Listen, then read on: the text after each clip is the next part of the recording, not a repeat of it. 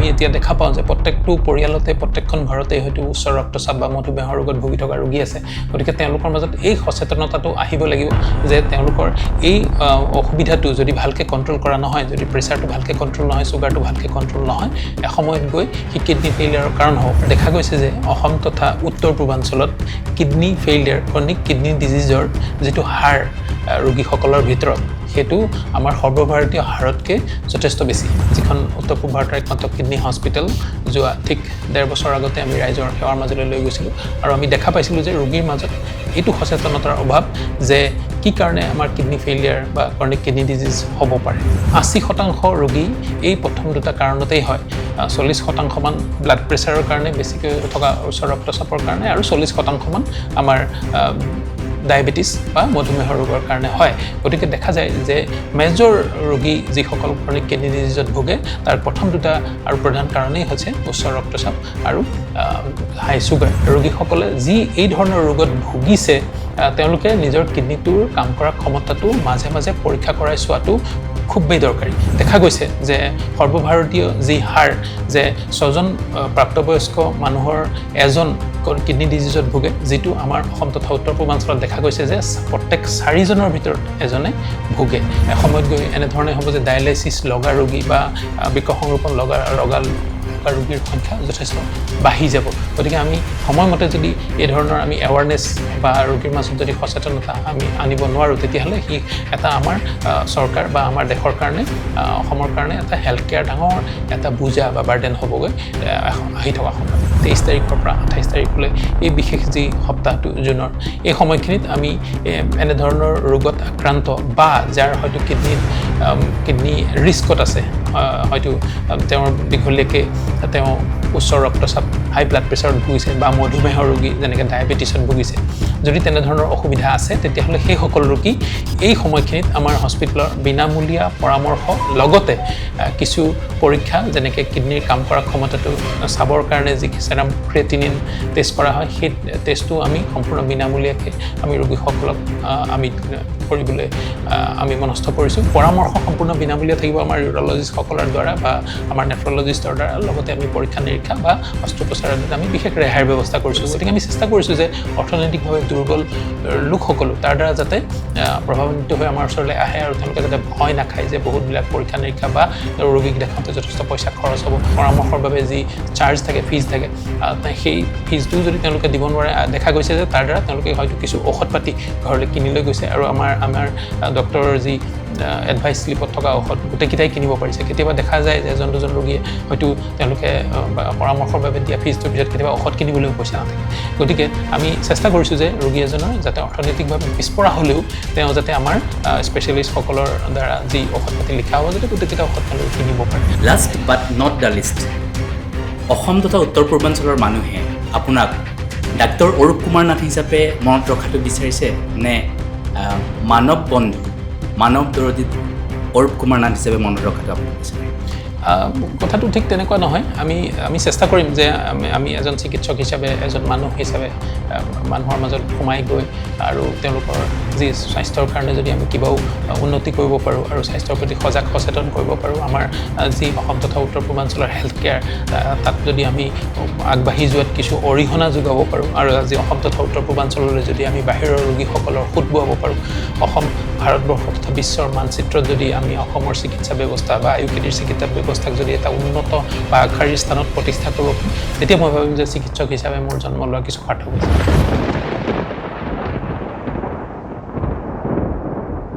নমস্কাৰ প্ৰিয় দৰ্শক আপোনালোক নিশ্চয় কুশলে আছে মই এতিয়া উপস্থিত আছোঁ গুৱাহাটীৰ সোণাপুৰস্থিত কিডনি হস্পিটেল iUKDত আপোনালোকে সকলোৱে জানে যে কিডনি হস্পিটেল iUKD হৈছে অসম তথা উত্তৰ পূৰ্বাঞ্চলৰ প্ৰথমখন কিডনি হস্পিটেল তথা ভাৰতবৰ্ষৰ পঞ্চমখন কিডনি হস্পিটেল মোৰ সৈতে উপস্থিত আছে গুৱাহাটীৰ সোণাপুৰস্থিত কিডনি হস্পিটেল iUKDৰ মুখ্য পৰিচালনা সঞ্চালক তথা মুখ্য ইউৰলজি বিশেষজ্ঞ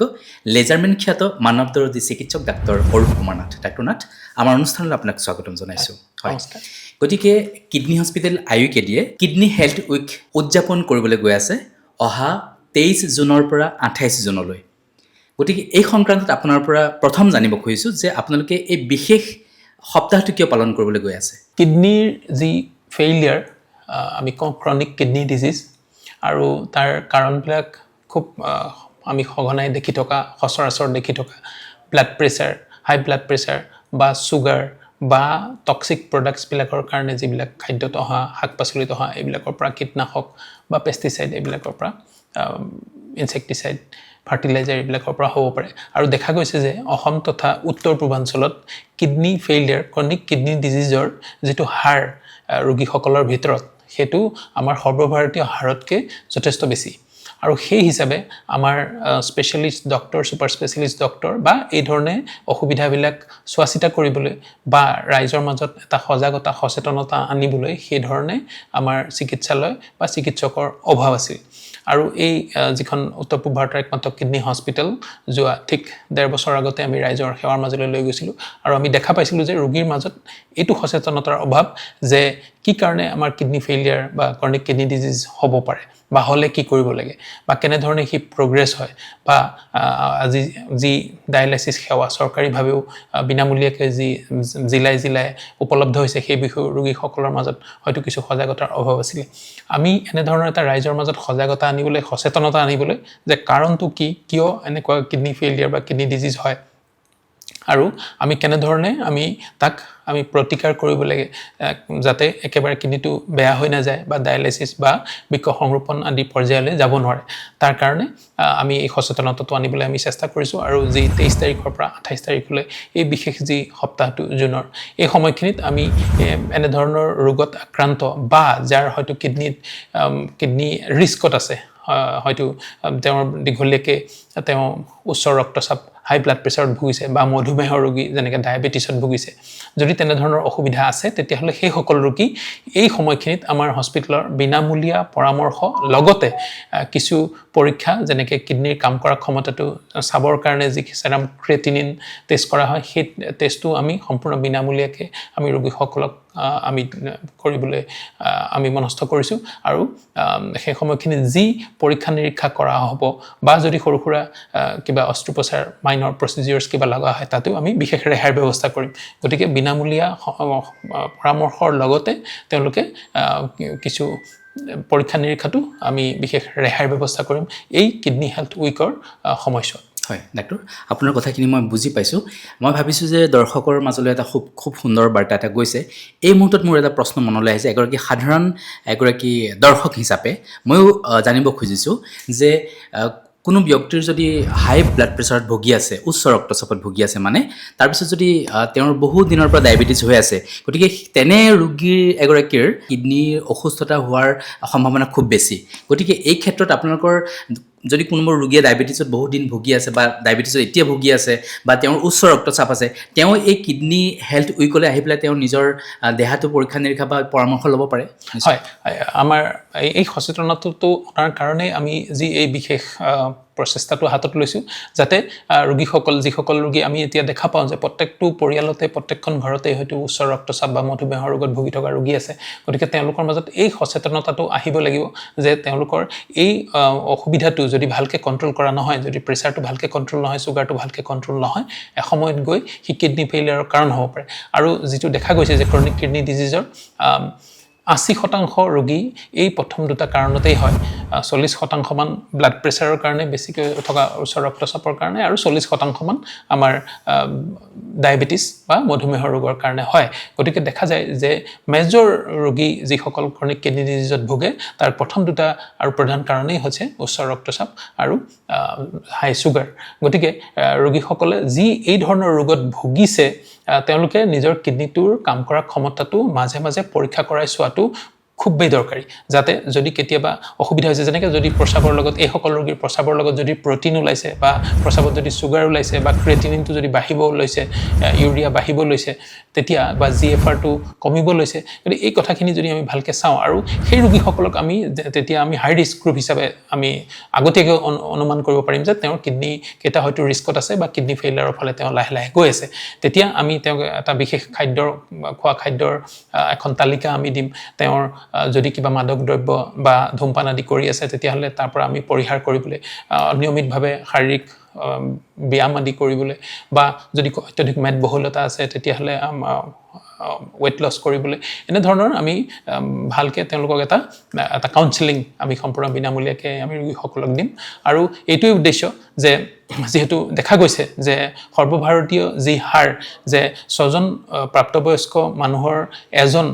কিডনি ডিজিজত ভোগে যিটো আমাৰ অসম তথা উত্তৰ পূৰ্বাঞ্চলত দেখা গৈছে যে প্ৰত্যেক 4জনৰ ভিতৰত এজনে ভোগে তাৰ মানে আমাৰ প্ৰাপ্তবয়স্কসকলৰ 22% উত্তৰ পূৰ্বাঞ্চলৰ প্ৰাপ্তবয়স্ক মানুহৰ মাজত কিডনি ফেইলিয়াৰ দেখা গৈছে যিটো সৰ্বভাৰতীয়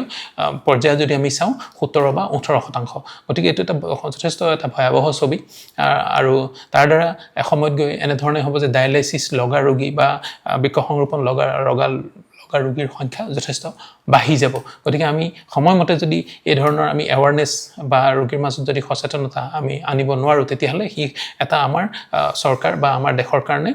অসমৰ কাৰণে এটা হেল্থ কেয়াৰ ডাঙৰ এটা বুজা বা বাৰ্ডেন হ'বগৈ আহি থকা সময়ত। প্ৰয়াত সাহিত্যিক সাংবাদিক হোমেন বৰগোহাঁই ছাৰে এষাৰ কথা কৈছিল যে স্বাস্থ্য গঠন হ'ব লাগিব প্ৰথমে মনটোকে যদি আপুনি নতুনকৈ গঢ়িলে তেন্তে আপোনাৰ গঢ়িবলৈ নোৱাৰো কি বাকী থাকিল। আমি এই কথাটো শুনিছোঁ যে লেজাৰমেন খ্যাত মানৱদৰদী চিকিৎসক ডাক্তৰ অৰূপ কুমাৰ নাথ তেখেতে এগৰাকী ৰোগীৰ সৈতে বন্ধুত্বপূৰ্ণ ব্যৱহাৰ কৰে, খুব আন্তৰিকতাৰে কথাখিনি পাতে, কোনো দূৰত্ব নৰখাকৈ কথাখিনি পাতে ৰোগী এগৰাকীৰ সৈতে। গতিকে এই কথাটো কিমান দূৰ সঁচা আমি আপোনাৰ মুখৰ পৰা শুনিব খুজিছোঁ। হয়, আমি চেষ্টা কৰোঁ যে ৰোগী এজনক তেওঁৰ যিটো মানসিক অৱস্থা বা তেওঁৰ যিটো অৰ্থনৈতিক অৱস্থা বা তেওঁৰ যদি মানসিক চাপ আছে কি কাৰণে তেওঁৰ স্বাস্থ্যটো বেয়া হৈছে বা ভাগি পৰিছে এই কথাবিলাক আমি জানিবলৈ চেষ্টা কৰোঁ আৰু এই কথাখিনি যদি আমি জানি ল'ব পাৰোঁ ৰোগীৰ লগত যদি একাত্মবোধ আহে বা ৰোগী যেতিয়া আমাৰ লগত সহজ হ'ব পাৰে তেতিয়া আমাৰ যি ট্ৰিটমেণ্ট প্ৰট'কল থাকিব বা তেওঁক যিখিনি আমি লাইফষ্টাইল মডিফিকেশ্যনৰ কথা কম চেঞ্জ কৰাৰ কথা যদি ৰোগী এজনে যোৱাকালিলৈকে যদি হয়তো তেওঁ ধপাতজাতীয় খাদ্য বা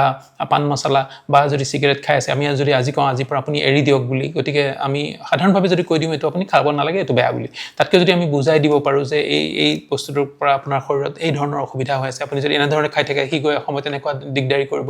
বা আপুনি এৰাই চলাটো কিমান দৰকাৰী অৰ্থনৈতিকভাৱেও বা আপোনাৰ শাৰীৰিকভাৱে এনেধৰণৰ কথাবিলাক যদি আমি ৰোগীৰ লগত এটা বন্ধুত্বপূৰ্ণ পৰিৱেশ বা বন্ধুত্বপূৰ্ণ এটা সম্পৰ্ক স্থাপন কৰিব পাৰোঁ তেতিয়াহ'লে আমাৰ ট্ৰিটমেণ্টটো আমি দেখা পাইছোঁ যে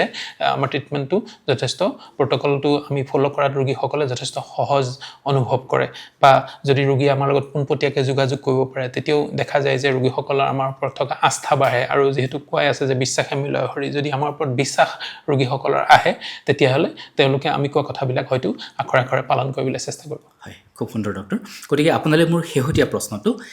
শেষৰটো প্ৰশ্নটো যে আপোনালোকে চলিত মাহৰে জুন মাহৰে 2 তাৰিখৰ পৰা 7 তাৰিখলৈ আপোনালোকে ছেক্সুৱেল হেল্থ উইক যৌন স্বাস্থ্য সপ্তাহ পাতিছিলে আৰু খুব সফলভাৱে আপোনালোকে সেই সপ্তাহটো আপোনালোকে উদযাপন কৰিছিল যথেষ্ট সংখ্যক ৰোগী আহিছিল বুলি আমি খবৰ পাইছোঁ আৰু এতিয়া আপোনালোকে 23 তাৰিখৰ পৰা 28 তাৰিখলৈকে আপোনালোকে কিডনি হেল্থ উইক আপোনালোকে পালন কৰিবলৈ গৈ আছে। গতিকে এই ধৰণৰ আপোনালোকে যি সজাগতামূলক আপোনালোকে সপ্তাহ উদযাপন কৰি আছে আগলৈও কৰি যাবনে? হয়, আমি প্ৰত্যেক মাহতেই আমি বিভিন্ন ৰোগ যেনেকৈ এই মাহত আমি যৌন স্বাস্থ্যৰ বিশেষ আমি সপ্তাহটো পালন কৰিলোঁ উদযাপন কৰিলোঁ আৰু দেখা গৈছে যে যথেষ্ট সংখ্যক ৰোগী আগবাঢ়ি আহিছিলে আৰু তাৰ কাৰণে আমি প্ৰত্যেক দ্বিতীয় আৰু চতুৰ্থ শনিবাৰেও আমি সেই বিশেষ আমি যি জনস্বাস্থ্যৰ আমি সেৱা সেইটো আমি অব্যাহত ৰাখিছোঁ আৰু আজি ছেকেণ্ড ছেটাৰডে আছিলে আজি যথেষ্ট সংখ্যক 25জনতকৈ অধিক ৰোগী আহিছে আৰু তেওঁলোকৰ জনস্বাস্থ্যৰ বিষয়ে তেওঁলোকে বিনামূলীয়া পৰামৰ্শ তথা পৰীক্ষা নিৰীক্ষাত বিশেষ তেওঁলোকে সুবিধা পাইছে ৰেহাই পাইছে। আমি আগলৈও চেষ্টা কৰিম যেনেকৈ কিডনিৰ কাৰণে আমি কৰিছোঁ আকৌ অহা সপ্তাহত হয়তো আমি কিডনি ষ্ট'নৰ কাৰণে আমি কৰিম তাৰপিছত হয়তো ইউৰলজিকেল কেঞ্চাৰৰ ওপৰত কৰিম এনেধৰণে হয় প্ৰষ্টেট হেল্থৰ ওপৰত আমি বিভিন্ন ধৰণে বিনামূলীয়াকৈ আপোনালোকে পৰামৰ্শ হয় আমি পৰামৰ্শ সম্পূৰ্ণ বিনামূলীয়া থাকিব আমাৰ ইউৰলজিষ্টসকলৰ দ্বাৰা বা আমাৰ নেফ্ৰলজিষ্টৰ দ্বাৰা লগতে আমি পৰীক্ষা নিৰীক্ষা বা অস্ত্ৰোপচাৰ আদিত আমি বিশেষ ৰেহাইৰ ব্যৱস্থা কৰিছোঁ। গতিকে আমি চেষ্টা কৰিছোঁ যে অৰ্থনৈতিকভাৱে দুৰ্বল লোকসকলো তাৰ দ্বাৰা যাতে প্ৰভাৱান্বিত হৈ আমাৰ ওচৰলৈ আহে আৰু তেওঁলোকে যাতে ভয় নাখায় যে বহুতবিলাক পৰীক্ষা নিৰীক্ষা বা ৰোগীক দেখাওঁতে যথেষ্ট পইচা খৰচ হ'ব। গতিকে যদি আমাৰ যি থাকে আমাৰ পৰামৰ্শৰ বাবে যি চাৰ্জ থাকে ফিজ থাকে সেই ফিজটোও যদি তেওঁলোকে দিব নোৱাৰে দেখা গৈছে যে তাৰ দ্বাৰা তেওঁলোকে হয়তো কিছু ঔষধ পাতি ঘৰলৈ কিনি লৈ গৈছে আৰু আমাৰ ডক্টৰৰ যি এডভাইচ স্লিপত থকা ঔষধ গোটেইকেইটাই কিনিব পাৰিছে। কেতিয়াবা দেখা যায় যে এজন দুজন ৰোগীয়ে হয়তো তেওঁলোকে পৰামৰ্শৰ বাবে দিয়া ফিজটোৰ পিছত কেতিয়াবা ঔষধ কিনিবলৈও পইচা নাথাকে। গতিকে আমি চেষ্টা কৰিছোঁ যে ৰোগী এজনৰ যাতে অৰ্থনৈতিকভাৱে পিছপৰা হ'লেও তেওঁ যাতে আমাৰ স্পেচিয়েলিষ্টসকলৰ দ্বাৰা যি ঔষধ পাতি লিখা হ'ব যাতে গোটেইকেইটা ঔষধ তেওঁলোকে কিনিব পাৰে আৰু আমি পৰীক্ষা নিৰীক্ষাটো আমি কিছু বিশেষ ৰেহাইৰ ব্যৱস্থা কৰিছোঁ। Last but not the least, Assam তথা উত্তৰ পূৰ্বাঞ্চলৰ মানুহে আপোনাক ডাক্তৰ অৰূপ কুমাৰ নাথ হিচাপে মনত ৰখাটো বিচাৰিছে নে মানৱ বন্ধু মানৱ দৰদী অৰূপ কুমাৰ নাথ হিচাপে মনত ৰখাটো আপুনি বিচাৰে? কথাটো ঠিক তেনেকুৱা নহয়। আমি চেষ্টা কৰিম যে আমি এজন চিকিৎসক হিচাপে, এজন মানুহ হিচাপে মানুহৰ মাজত সোমাই গৈ আৰু তেওঁলোকৰ যি স্বাস্থ্যৰ কাৰণে যদি আমি কিবাও উন্নতি কৰিব পাৰোঁ আৰু স্বাস্থ্যৰ প্ৰতি সচেতন কৰিব পাৰোঁ, আমাৰ যি অসম তথা উত্তৰ পূৰ্বাঞ্চলৰ হেল্থ কেয়াৰ তাত যদি আমি আগবাঢ়ি যোৱাত কিছু অৰিহণা যোগাব পাৰোঁ আৰু আজি অসম তথা উত্তৰ পূৰ্বাঞ্চললৈ যদি আমি বাহিৰৰ ৰোগীসকলৰ সোঁত বোৱাব পাৰোঁ, অসম ভাৰতবৰ্ষ তথা বিশ্বৰ মানচিত্ৰত যদি আমি অসমৰ চিকিৎসা ব্যৱস্থা বা iUKDৰ চিকিৎসা ব্যৱস্থাক যদি এটা উন্নত বা আগশাৰীৰ স্থানত প্ৰতিষ্ঠা কৰিব পাৰিম, তেতিয়া মই ভাবিম যে চিকিৎসক হিচাপে মোৰ জন্ম লোৱা কিছু সাৰ্থক হৈছে। খুব সুন্দৰকৈ আপুনি উত্তৰটো দিলে ডাক্তৰ নাথ। গতিকে মই ভাবিছোঁ যে আপোনাৰ এই সোণসেৰীয়া কথাখিনি এটা খুব সুন্দৰ বাৰ্তা হৈ আমাৰ দৰ্শকৰ মাজলৈ গৈছে। গতিকে প্ৰত্যেক মানুহৰ তেজৰ নিজানত আছে সুফলা মাটিৰ উজ্জ্বল প্ৰতিমা। গতিকে আমি মানৱ দৰদী চিকিৎসক ডাক্তৰ কুমাৰ নাথৰ সোণসেৰীয়া কথাখিনি আমি শুনিলোঁ, দৰ্শকসকল নিশ্চয় উপকৃত হৈছে। ডাক্তৰ নাথ, আপোনাক আমি আগলৈও লগ পাম। আপোনাৰ পৰা বিদায় লৈছোঁ, ধন্যবাদ।